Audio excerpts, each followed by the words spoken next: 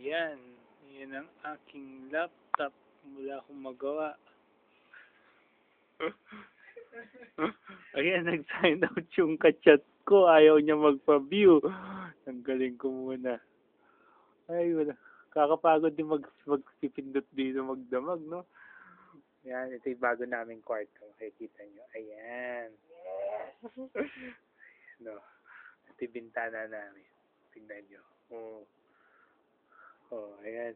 Ay, may gusto magpakita sa camera pero ayoko. Pero ayoko.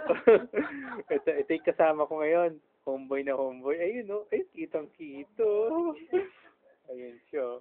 Umiwalay siya sa akin. Dati magkasama kami niyan. Sa kama. Ayan. Oh. Ay, ko si Kevin matulog! Ayan. Ito yung pwesto ko. Makikita nyo. Ayan. Ayun.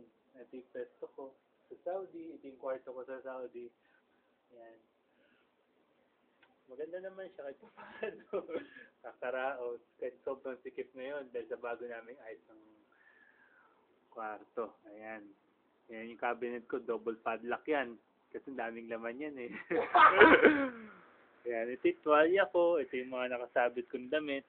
Mga sinusot ko ulit yan pagkatapos ko suotin.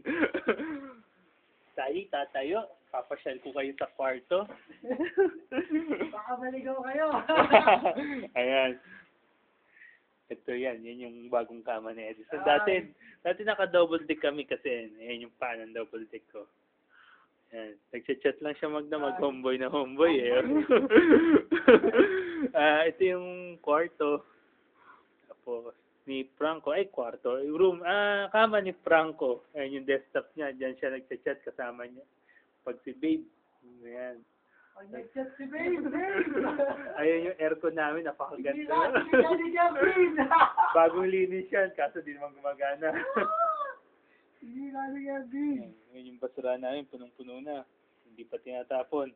Walang gusto magtapon! Ayan.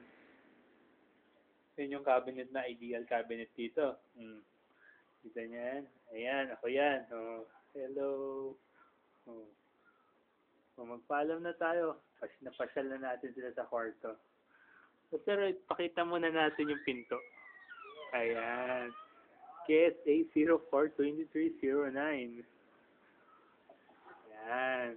So, magpapaalam na kami. Oh, bye-bye na. Bye! Bye! Upload na sa YouTube.